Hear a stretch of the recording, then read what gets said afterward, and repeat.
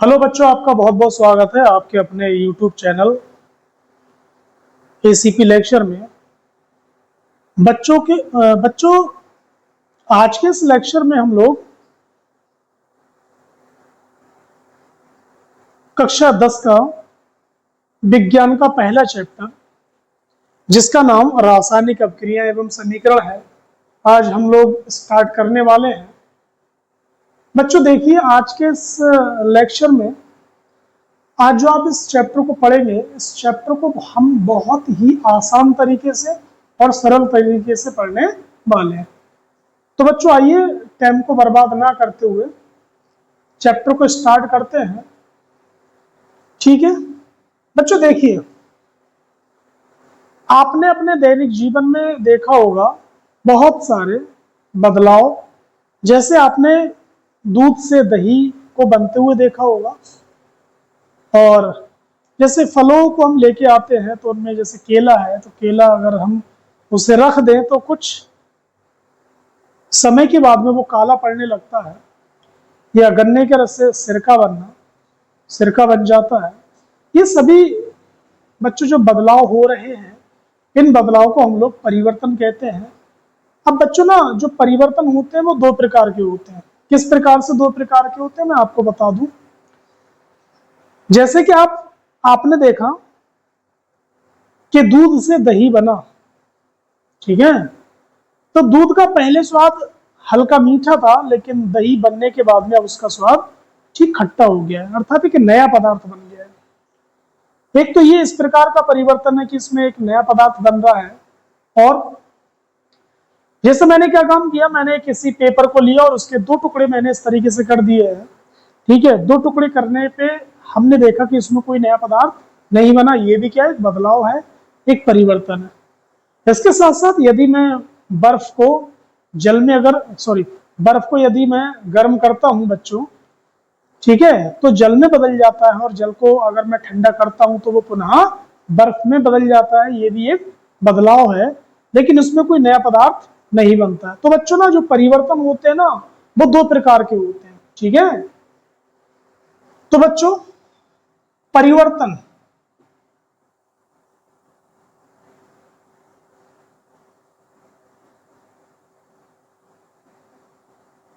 परिवर्तन दो प्रकार के होते हैं बच्चों। नंबर फर्स्ट, भौतिक परिवर्तन।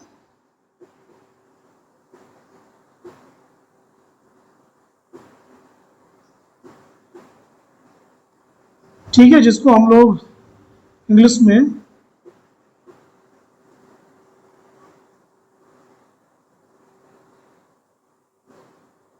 फिजिकल चेंजेस कहते हैं। ठीक है, और दूसरा बच्चों जो परिवर्तन है, उसे हम लोग रासायनिक परिवर्तन कहते हैं।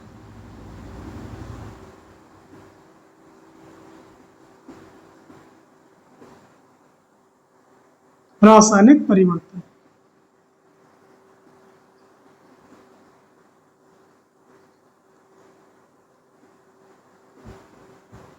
रासायनिक परिवर्तन कहते हैं। बच्चों देखिए, भौतिक परिवर्तन किसे कहते हैं, मैं यहाँ पर इसकी डेफिनेशन को लिख देता हूँ बच्चों, बहुत ही आसान तरीके से। ठीक, बहुत ज्यादा लिखने की जरूरत नहीं है, बहुत ही सिंपल है कि ऐसे परिवर्तन जिसमें कोई रासायनिक परिवर्तन ना हो, जिसमें कोई रासायनिक अभिक्रिया ना हो, अर्थात जिसमें कोई नया पदार्थ ना बने, तो ऐसे परिवर्तन को हम लोग भौतिक परिवर्तन कहते हैं।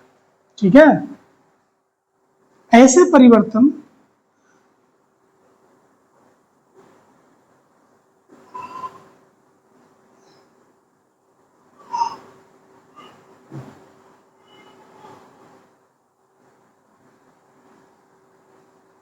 जिनमें कोई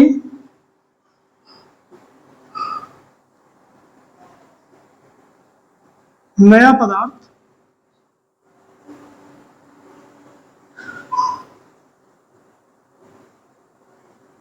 का निर्माण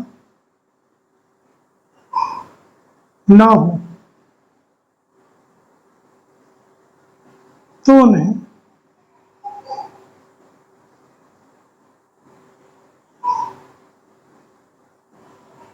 भौतिक परिवर्तन कहते हैं। जैसे बच्चों, जैसे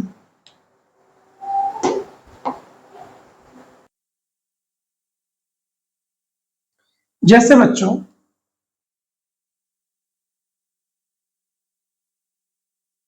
मोम का पिघलना,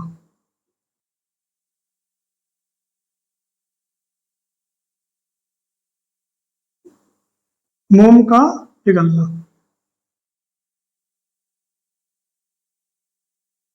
जैसे बच्चों कागज के दो टुकड़े करना, जैसे बच्चों जल से भाप का बनना। ठीक है बच्चों, तो इनमें कोई नया पदार्थ नहीं बन रहा है, इसलिए इनको क्या बोलेंगे बच्चों, भौतिक परिवर्तन। सही है। और भी एग्जाम्पल हो सकते हैं, बहुत सारे एग्जाम्पल हो सकते हैं। ठीक है, इधर आते हैं रासायनिक परिवर्तन क्या होता है बच्चों। ऐसे परिवर्तन, ठीक है, ऐसे परिवर्तन जिसमें रासायनिक परिवर्तन होता हो या जिसमें कोई नया पदार्थ बनता हो। ठीक है, तो आइए इसकी डेफिनेशन यहां पर लिख देते हैं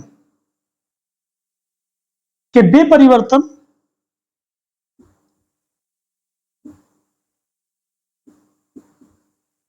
बेपरिवर्तन जिनमें कोई नया पदार्थ बनता है तो उन्हें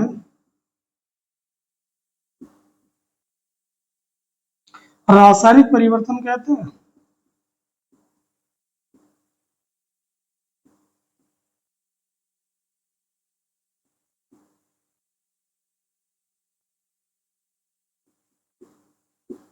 बच्चों देखिए, जैसे जैसे एग्जाम्पल की हम लोग बात करते हैं, जैसे मोमबत्ती का जलना,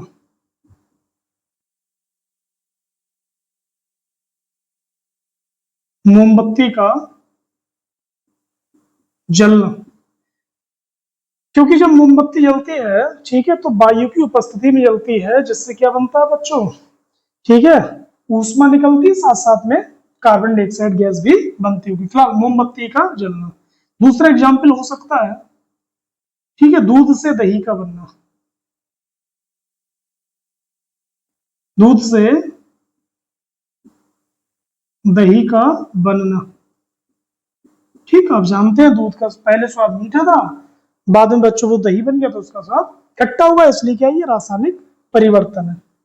ठीक है, जैसे श्वसन क्रिया, श्वसन क्रिया बच्चों, हम जब श्वसन क्रिया करते हैं, ठीक है, तो हमारी बॉडी के अंदर जो ऑक्सीजन जाती है वो ऑक्सीजन के द्वारा ग्लूकोज का क्या होता है बच्चों, ठीक है, ऑक्सीजन हो जाता है और हमें एनर्जी मिलती है। तो श्वसन जो क्रिया होती है वो भी क्या है, एक रासायनिक परिवर्तन है। ठीक है, तो बच्चों ना परिवर्तन दो प्रकार के थे, एक भौतिक परिवर्तन, दूसरा रासायनिक परिवर्तन। अच्छा बच्चों देखिए, जो रासायनिक परिवर्तन है, ठीक है, हम इसको रासायनिक अभिक्रिया भी कहते हैं। ठीक है, तो मैं यहाँ पर एक नोट पॉइंट लिख देता हूं आपके सामने बच्चों, नोट पॉइंट, रासायनिक परिवर्तन को रासायनिक अभिक्रिया भी कहते हैं। ठीक है,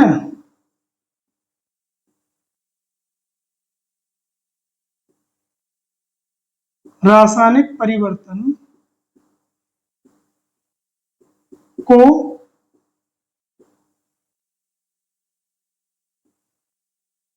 रासायनिक अभिक्रिया भी कहते हैं बच्चों।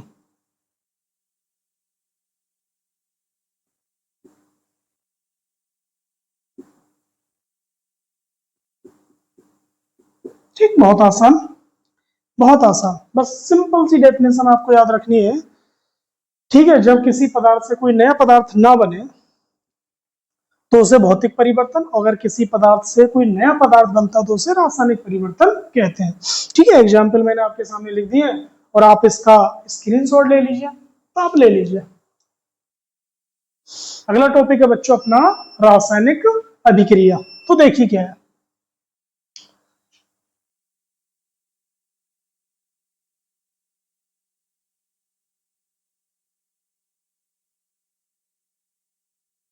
रासायनिक अभिक्रिया, ये अपना टॉपिक है।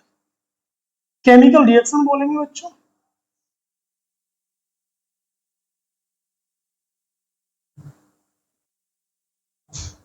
Chemical reaction. देखिए, यदि कोई एक पदार्थ हो या एक से ज्यादा पदार्थ हो और वो इंटरेक्शन करे, अर्थात अंतः क्रिया करे और एक नया पदार्थ बनाए, और उस नए पदार्थ के गुण जो है ना वो पुराने पदार्थ से भिन्न हो।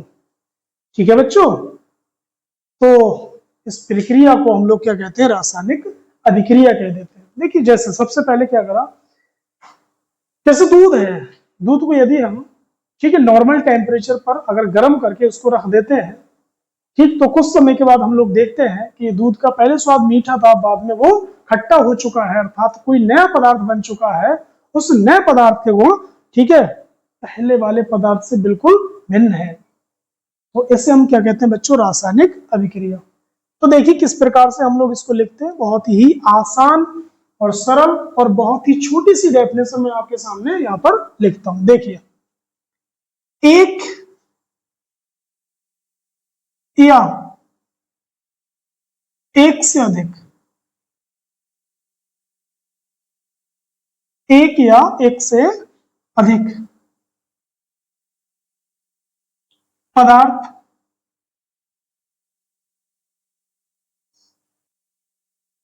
परस्पर अंतःक्रिया, परस्पर अंतः क्रिया, इसको इंटरेक्शन कहते हैं बच्चों, परस्पर अंतः क्रिया के द्वारा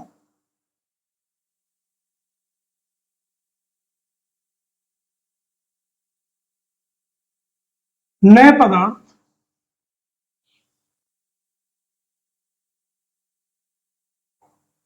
का निर्माण करते हैं। तो इसी को रासायनिक अभिक्रिया कहते हैं।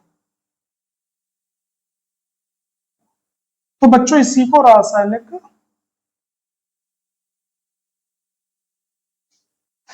अभिक्रिया कहते हैं।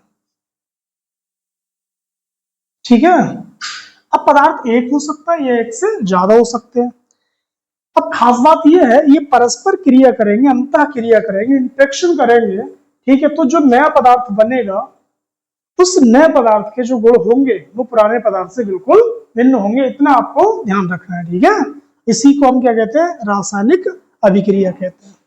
ठीक, यहाँ पर नोट, कुछ नोट है जो आपको याद रखना है बच्चों। बने नए पदार्थ, बने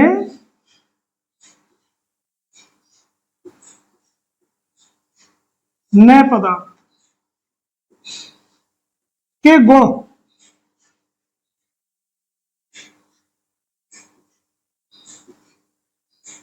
गुण पुराने पदार्थ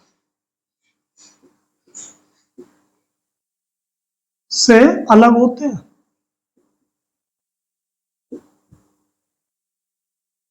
इतना आपको ध्यान देना है। ठीक है बच्चों, एक खास बात और, बच्चों अभिक्रिया में जो पदार्थ भाग लेता है, एक नोट पॉइंट में आपके सामने और लिख देता हूं बच्चों। ठीक है, अभिक्रिया में भाग लेने वाले पदार्थ जो होते हैं उनको हम अभिकारक कहते हैं या फिर क्रियाकारक कहते हैं। ठीक, तो मैं यहां पर नोट कर देता हूं बच्चों।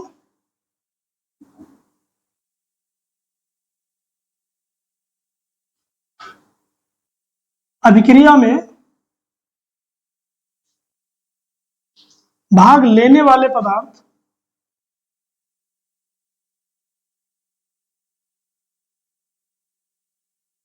लेने वाले पदार्थ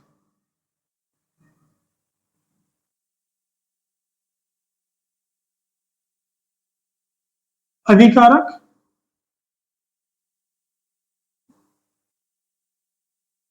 या क्रियाकारक और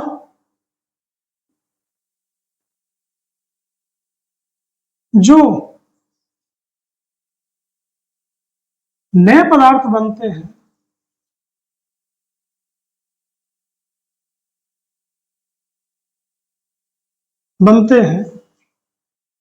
उन्हें बच्चों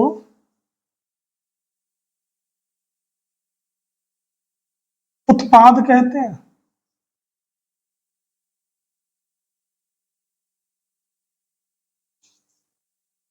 उत्पाद कहते हैं। ठीक है, ठीक उसी प्रकार जैसे माँ बाप से जो बच्चे जन्म लेते हैं, तो जो बच्चे जिन बच्चों ने जन्म लिया है वो बच्चे प्रोडक्ट कहलाएंगे, उत्पाद कहलाएंगे, और उनके माँ बाप, ठीक है, अभिकारक कहलाएंगे। तो बच्चों, ठीक है, जो उत्पाद होते हैं, ठीक है, उनके गुण अभिकारक से भिन्न होते हैं। ठीक है, इस प्रकार से आप समझ सकते हैं। तो देखिए, रासायनिक अपक्रिया बहुत ही आसान है बच्चों। ठीक है, एक या एक से अधिक पदार्थ परस्पर इंटरेक्शन करके अंतःक्रिया, ठीक है, अंतःक्रिया के द्वारा नए पदार्थ का निर्माण करें, तो इसे हम क्या कहते हैं बच्चों? रासायनिक अभिक्रिया कहते हैं। कुछ नोट है, कुछ नोट पॉइंट है कि बने नए पदार्थ हों, ठीक है, नए पदार्थ के गुण पुराने पदार्थ से बिल्कुल अलग होते हैं। एक बात ये।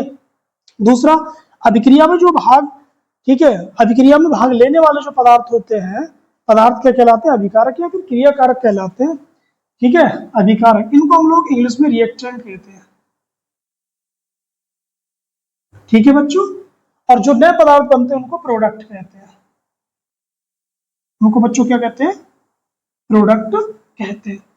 अब बच्चों देखिए, रासायनिक अपक्रिया, एक एक्टिविटी देखते हैं। जैसे यदि मैग्नीशियम रेवन को यदि हम लोग, ठीक है, वायु की उपस्थिति में जलाते हैं, तो एक श्वेत ज्वाला के साथ में, ठीक है, वो जलता है और मैग्नीशियम ऑक्साइड का सफेद चूर्ण बनता है। ठीक है, ये जो मैंने आपके सामने बोला कि मैग्नीशियम को वायु की उपस्थिति में जलाने पर, ठीक है, सफेद रंग का चूर्ण, जिसे मैग्नीशियम ऑक्साइड कहते हैं, बनता है, तो बच्चों ये क्या कहलाएगी? रासायनिक अभिक्रिया कहलाएगी। ठीक है, देखते हैं।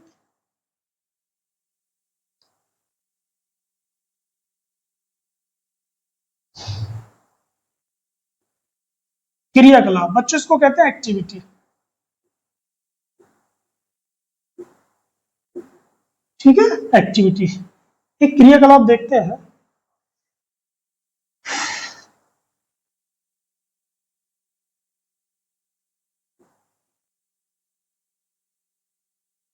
मैग्नीशियम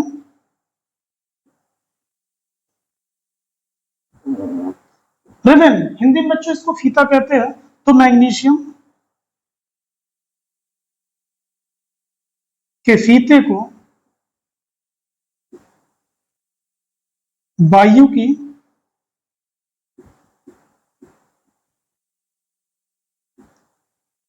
उपस्थिति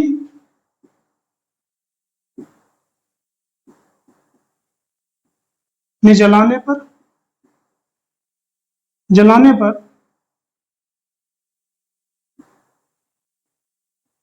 सफेद रंग का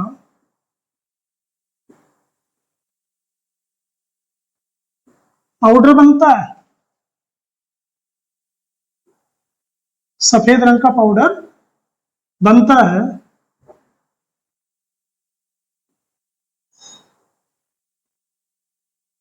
जिसे मैग्नीशियम ऑक्साइड कहते हैं।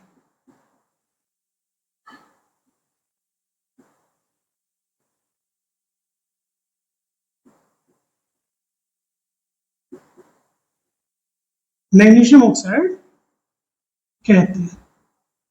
अब बच्चों, आपने यहां पर इस अभिक्रिया को इस प्रकार से लिखा।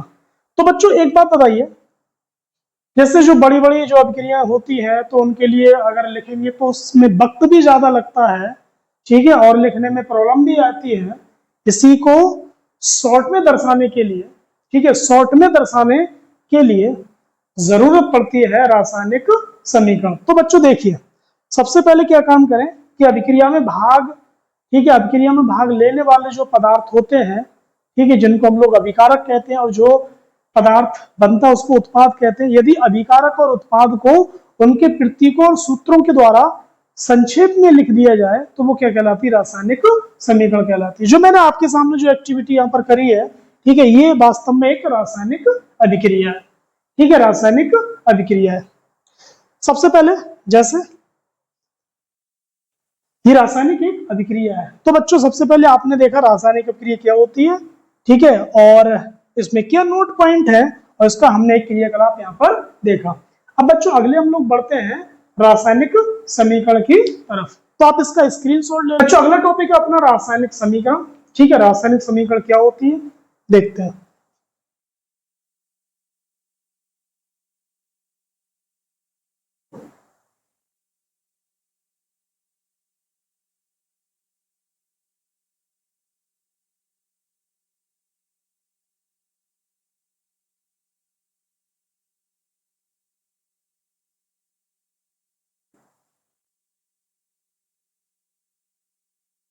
बच्चों देखिए, जैसे अभी हमने एक क्रियाकलाप को देखा और उसमें मैंने अभी लिखा था आपके सामने, ठीक है, कि मैग्नीशियम को वायु की उपस्थिति में जलाते हैं तो सफेद रंग का जो पाउडर बनता है उसी को मैग्नीशियम ऑक्साइड कहते हैं, ठीक है, वो एक रासायनिक अभिक्रिया थी। अब बच्चों एक बात बताइए, ठीक है, उसको लिखने में भी वक्त लग रहा है, ठीक है, और थोड़ा सा टॉपिक भी लंबा हो रहा है, ठीक है, उसको शॉर्ट करना है ना, उसको संक्षेप में लिखना क्या कहलाएगा? रासायनिक समीकरण कहलाएगा। जैसे जैसे अभिक्रिया में भाग लेने वाले अभिकारक और बनने वाले उत्पादों को उनके प्रतीक और सूत्रों के द्वारा निरूपित कर दिया जाए तो उसी को हम क्या बोलेंगे? रासायनिक समीकरण, ठीक है। जैसे जैसे बच्चों किसको हमने जलाया? मैग्नीशियम को, ठीक है, मैग्नीशियम को जलाया वायु की उपस्थिति में, तो क्या चीज बन रहा था बच्चों? ठीक है, बना था मैग्नीशियम ऑक्साइड, मैग्नीशियम ऑक्साइड बना, ठीक है। यहाँ पर समीकरण को हम लोग संतुलित कर लेंगे, ऑक्सीजन कितना 2 है तो सामने कितना लगा देंगे? 2 लगा देंगे, ठीक है। अब बच्चों यहाँ पर देखिए कितना आसान हो गया, कितना सरल है ना, वक्त भी कम लग रहा है, तो वही है। अच्छा देखिए, सबसे पहले ये मैग्नीशियम है, ये ऑक्सीजन, और ये मैग्नीशियम ऑक्साइड है। तो बच्चों ये अभिक्रिया में जो भाग ले रहे थे इनको हम लोग बोलेंगे अभिकारक, इनको क्या बोल देंगे बच्चों? अभिकारक बोल देंगे, रिएक्टेंट बोल देंगे। और इधर जो बना है इसको बोलेंगे उत्पाद, ठीक है।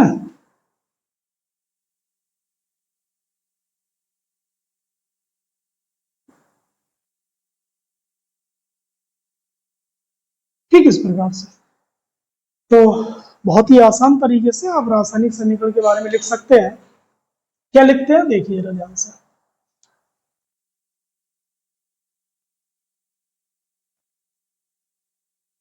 रासायनिक अभिक्रिया में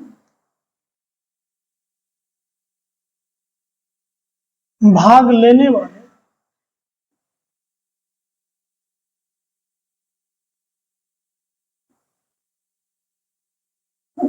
भाग लेने वाले अभिकारकों एवं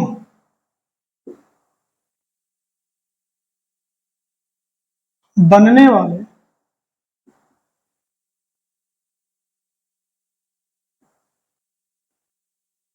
उत्पादों को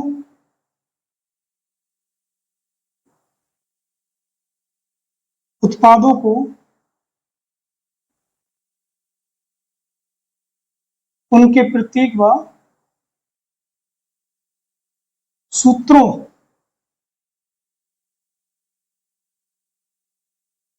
से निरूपित करने पर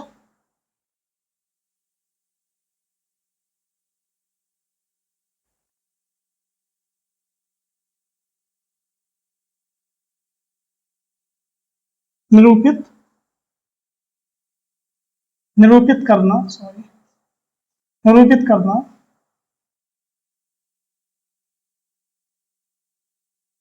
रासायनिक समीकरण कहलाता है।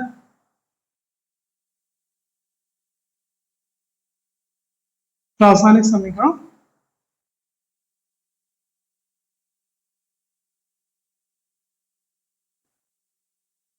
कहलाता है बच्चों। बहुत आसान है कि रासायनिक अपक्रिया में भाग लेने वाले अभिकारकों एवं बनने वाले उत्पादों को उनके प्रतीक व सूत्रों से निरूपित करना रासायनिक समीकरण कहलाता है, जैसे इस प्रकार से। ठीक है, अभी बच्चों हम इसको हिंदी में लिख रहे थे, ठीक है, और तो उसके लिए वक्त भी ज्यादा चाहिए था, ठीक है, लिखने में परेशानी भी हो रही थी।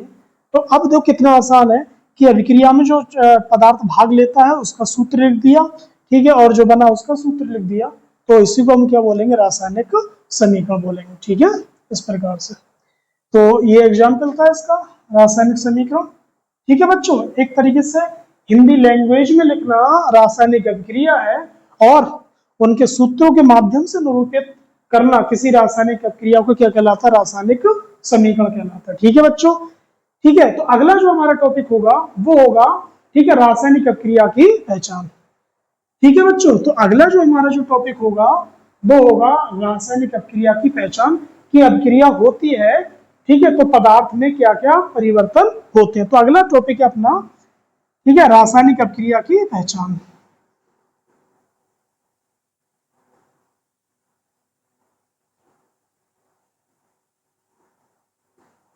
रासायनिक अभिक्रिया की पहचान। कैसे पहचानेंगे कि कोई रासायनिक अभिक्रिया हो रही है? तो बच्चों देखिए, सबसे पहले क्या है, अगर कोई रासायनिक अभिक्रिया होती है, ठीक है, तो पदार्थ में कोई ना कोई परिवर्तन जरूर होता है। तो वो परिवर्तन कौन कौन से होते हैं, ठीक है, तो मैं आइए आपको सामने, ठीक है, यहाँ पर नोट करता हूं। तो पहला पहला परिवर्तन बच्चों देखिए, सबसे पहले क्या है, ठीक है, अवस्था परिवर्तन। अवस्था परिवर्तन बच्चों, अवस्था परिवर्तन कैसे? देखिए, जब भी किसी पदार्थ की अवस्था यदि बदल जाए तो आपको मानना पड़ेगा कि रासायनिक अभिक्रिया हुई है। जैसे जैसे मैं आपको यहाँ पर एक एग्जांपल से समझाता हूं बच्चों। ये मेरे पास में, ठीक है, ये मेरे पास में हाइड्रोजन गैस है, और ये मेरे पास में बच्चों ऑक्सीजन गैस है। ठीक है, ऑक्सीजन गैस है। हाइड्रोजन और ऑक्सीजन परस्पर अभिक्रिया करते हैं तो बनता है जल, और जल कौन है बच्चों, एक लिक्विड है। ठीक है, तो पहले गैसीय अवस्था थी, अब बाद में क्या हो गई, द्रव अवस्था हो गई। ठीक है, तो पहला क्या होगा एक तरीके से बच्चों, अवस्था परिवर्तन। ठीक है, अगर अवस्था में परिवर्तन होता है, ठीक है, तो समझ लेना रासायनिक अभिक्रिया हो रही है। दूसरा बच्चों, दूसरा क्या है, ठीक है, दूसरा बच्चों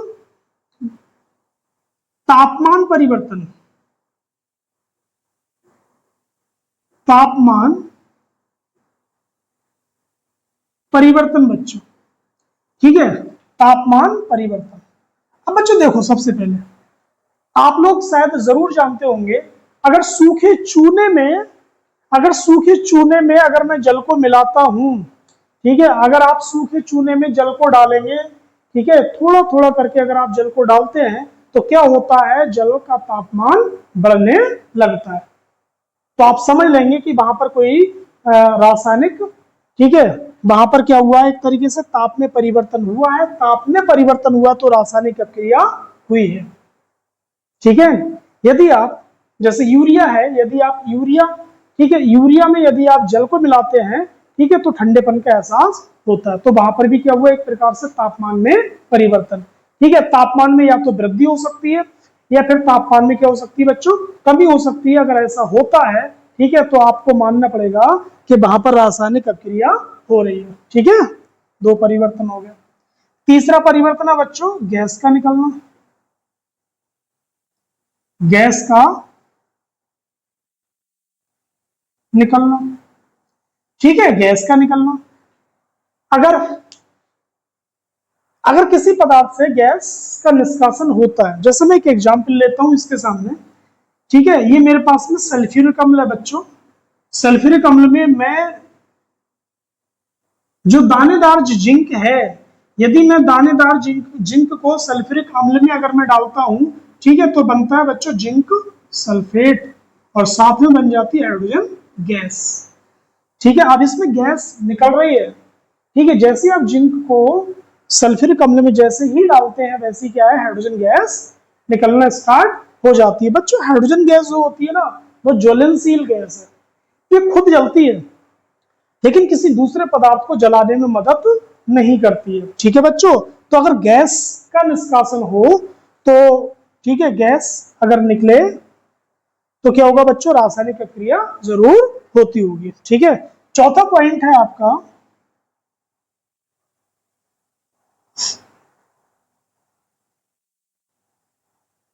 अवक्षेप का बनना। अवक्षेप का बनना, ठीक है बच्चों। जैसे अवक्षेप, अवक्षेप किसे कहते हैं, जैसे कोई भी रासायनिक अपक्रिया हो रही है, ठीक है, और रासायनिक अपक्रिया हो रही है तो उसमें कोई भारी पदार्थ जो बनता है, अगर वो तली पर बैठ जाता है, ठीक है, तो उसको क्या कहते हैं हम लोग, अवक्षेप कहते हैं। जैसे बेरियम सल्फेट, ठीक है, बेरियम सल्फेट। ठीक है बच्चों, तो अगर कोई भारी पदार्थ, ठीक है, जब बनता है और वो बर्तन की तली पर बैठ जाता है, तो उसे क्या कहते हैं, अवक्षेप। जब अवक्षेप बनने लगे, ठीक है, तो आप समझ लेना कि उसमें क्या है, मतलब रासायनिक अपक्रिया हुई है। ठीक है, तो उम्मीद करते हैं आपको बच्चों, ठीक है, समझ आया होगा कि रासायनिक अपक्रिया की पहचान क्या होती है। ठीक है, तो बच्चों आज की वीडियो में बस इतना ही, और हम लोग उम्मीद करते हैं ये आपको जरूर समझ में आया होगा। और बच्चों अगर ये वीडियो आपके समझ में आता है तो ये वीडियो ऐसे बच्चों को शेयर कर दें, ठीक है, जो किसी कारणवश कोचिंग अटेंड नहीं कर सकते, कोचिंग नहीं आ सकते। ठीक है, और बच्चों अगर आपको वीडियो समझ आता है तो चैनल को सब्सक्राइब करें, और बच्चों वीडियो को लाइक और शेयर कर दें। ठीक है, बस आज के लिए इतना ही। थैंक यू, आपका बहुत बहुत धन्यवाद। पढ़ाई करते रहें, मस्त रहें। ठीक है, ओके।